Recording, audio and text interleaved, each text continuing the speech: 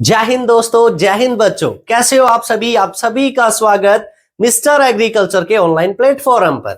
साथियों, अपने बात कर रहे थे राजस्थान कला और संस्कृति के बारे में और अपने दुर्ग जो टॉपिक है स्थापत्य कला के अंतर्गत उसको रीड कर रहे थे।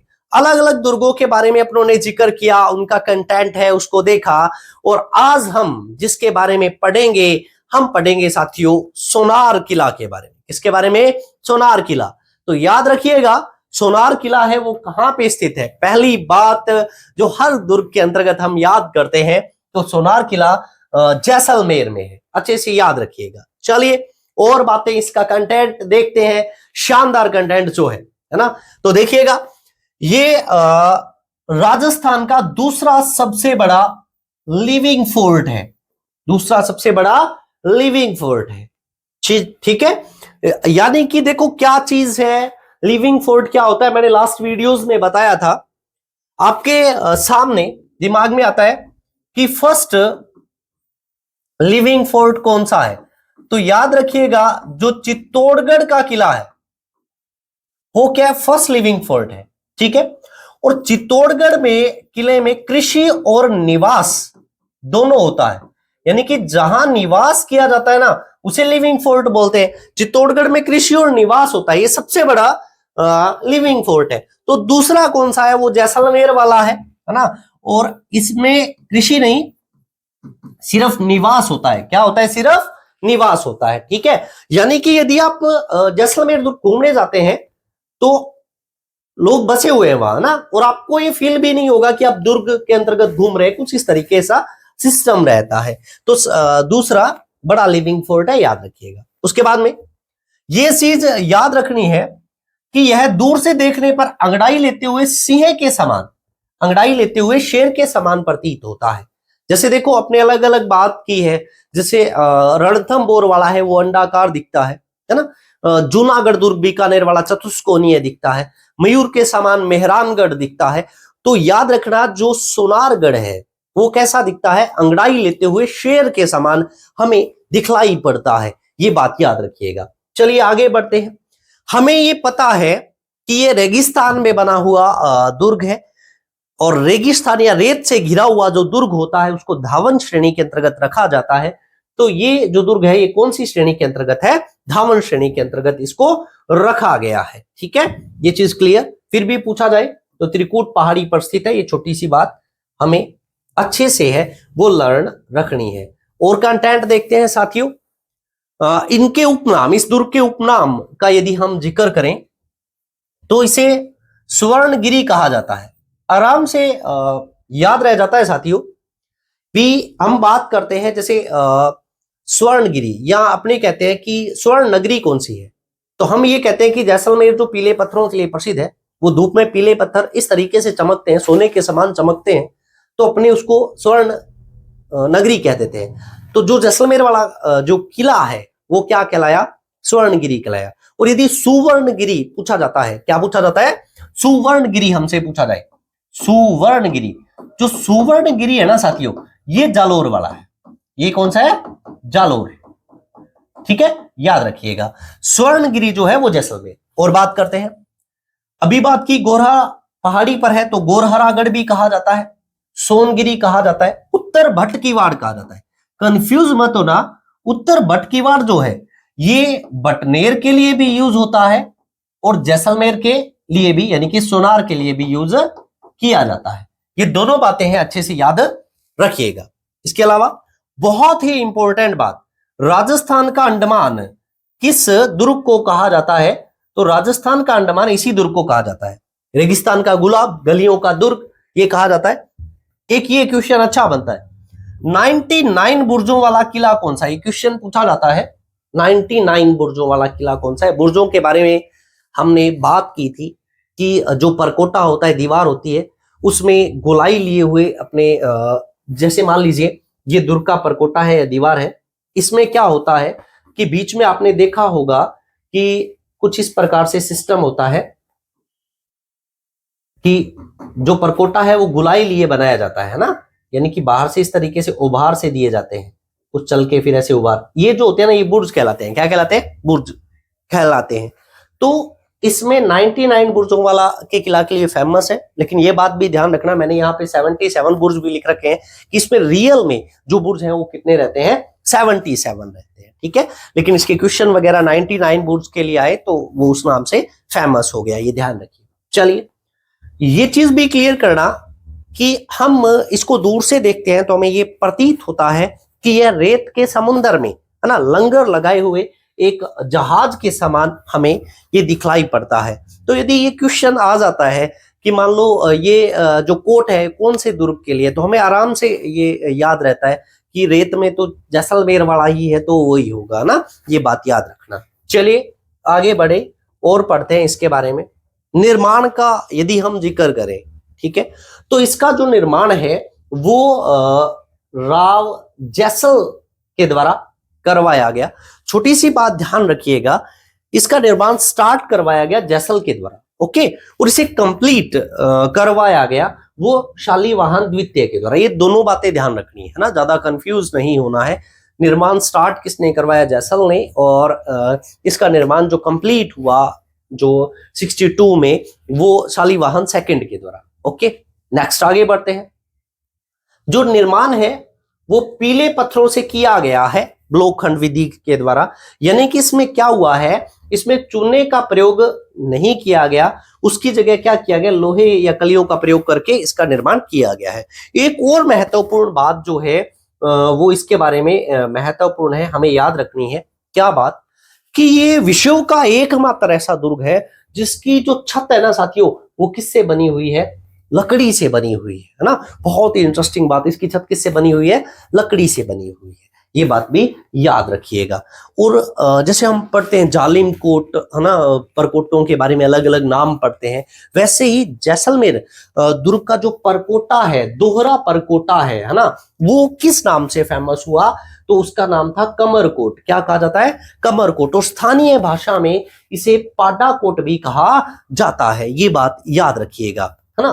और हम बात करते हैं, अबुल फजल ने इस दुर्ग के बारे में एक बात कही, कहा कि यदि आपको इस दुर्ग में पहुंचना है तो कैसी टांगे चाहिए, पत्थर की टांगे कहिए, है ना, हमें चाहिए। वो अलग अलग कोटेशंस आई थी, पूरी कोटेशंस आपने बहुत बार आजकल बहुत से यूट्यूब चैनल्स पे सिर्फ कोटेशंस वगैरह कोट होती है ना, तो उसमें ये आप पूरा दोहा आप पढ़ते हैं तो वो ही याद रखिएगा। उसके अंतर्गत ये बात आती है कि पत्थर की टांगे भी जैसलमेर दुर्ग में पहुंचना है तो, जैसे वो आपने सुना है भी, घोड़ा कीजिए काठ का, है ना, पग कीजिए पाषाण, बख्तर कीजिए लोह का, तब पहुंचे जैसान।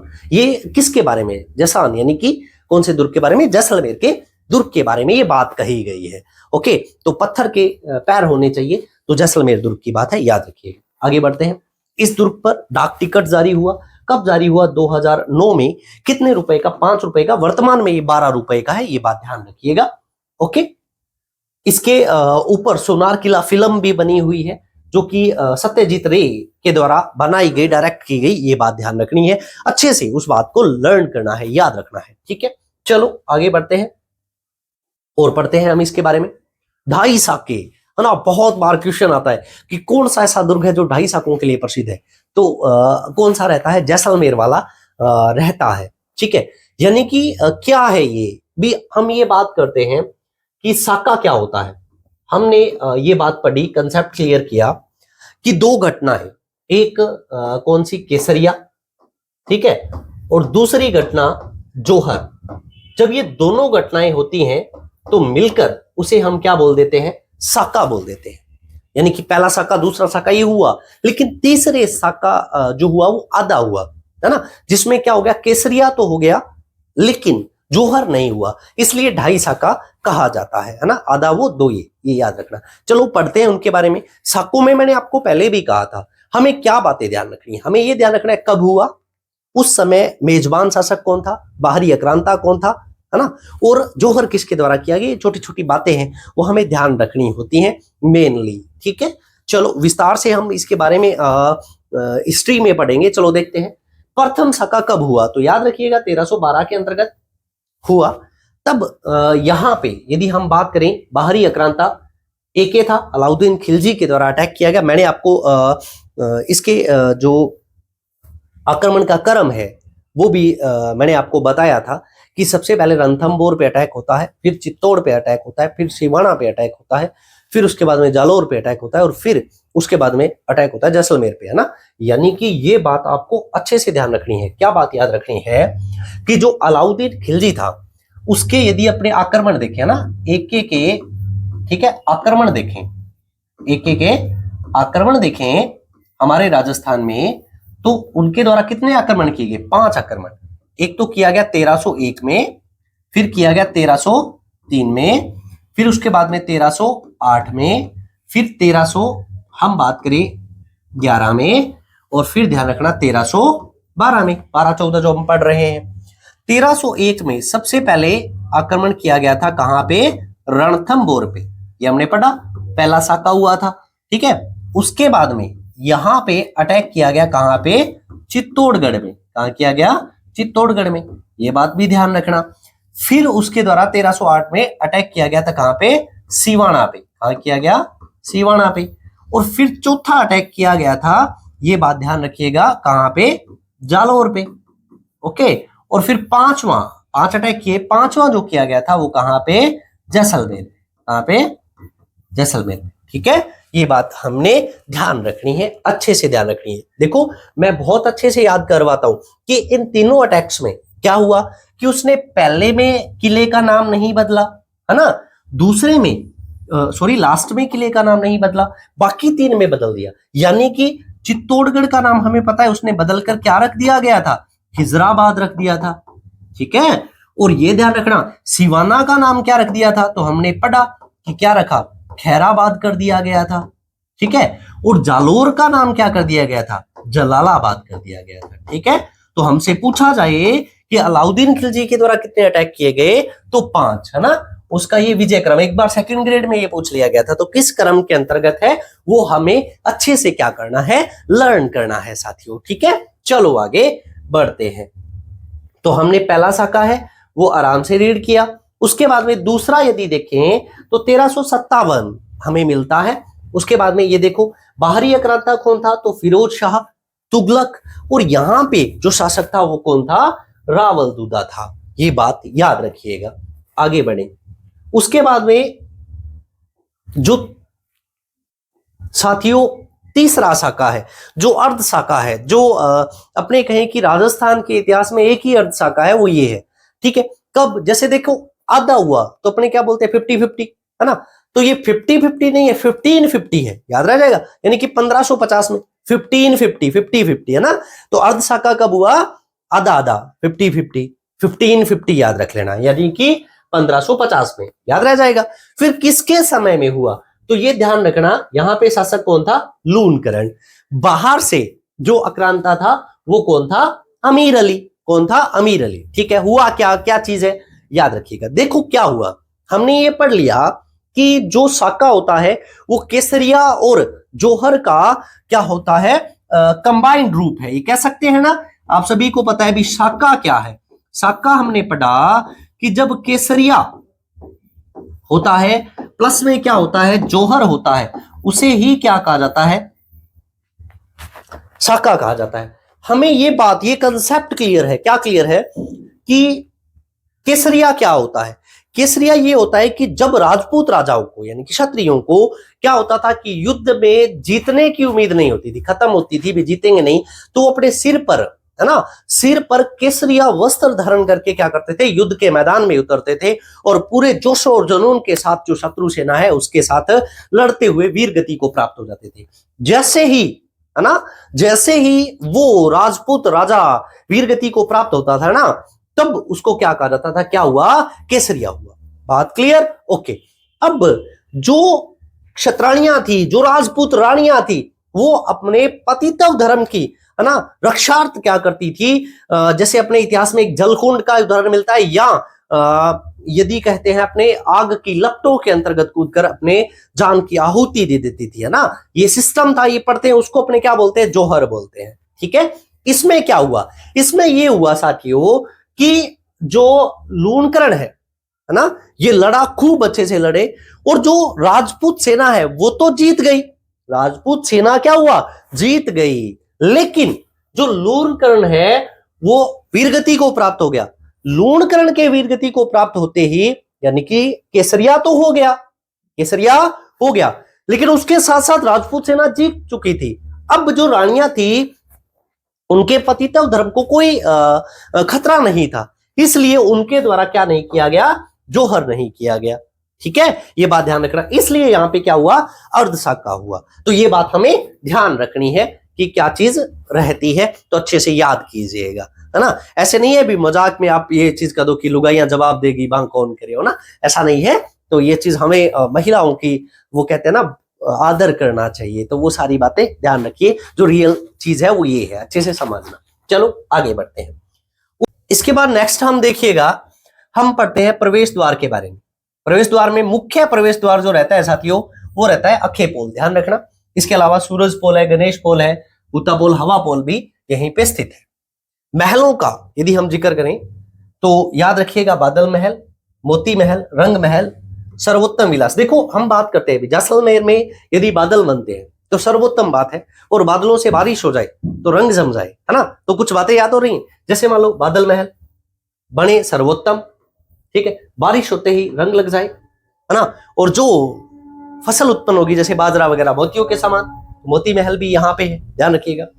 इसके अलावा गज महल है, जवाहर विलास है, ये सारे महल जो है यहीं पे स्थित है। ठीक है, ये बात अच्छे से याद रखनी है आपको। कुछ और दर्शनीय स्थल जैसे मंदिर, तो लक्ष्मी नारायण मंदिर है, भाटियों की देवी स्वांगिया माता का मंदिर यहाँ पे है, शगुन चिड़िया जिसका प्रतीक माना जाता है, ये बात ध्यान रखिए। ये चीज भी क्लियर करनी है, जवाहर विलास महल को ईसाई बंगला के नाम से भी जाना जाता है। पेयजल सोर्स का यदि हम बात करें तो जैसलू कुआं, है ना। ये चीज क्लियर करना कि जो पौराणिक कथाएं हैं, है ना, उनमें ये कहा जाता है कि श्री कृष्ण ने अपने वंशजों के लिए सुदर्शन चक्र से यहाँ कुएं का निर्माण किया था। और एक प्राचीन जैन पांडुलिपि या हस्तलिखित ग्रंथों का, ये क्वेश्चन बहुत बार आता है कि हस्तलिखित ग्रंथों का जो भंडार है वो कहाँ स्थित है, तो याद रखिएगा वो जैन भद्रसूरी ग्रंथ भंडार जैसलमेर के अंतर्गत स्थित है। इसको हमें अच्छे से याद रखना है।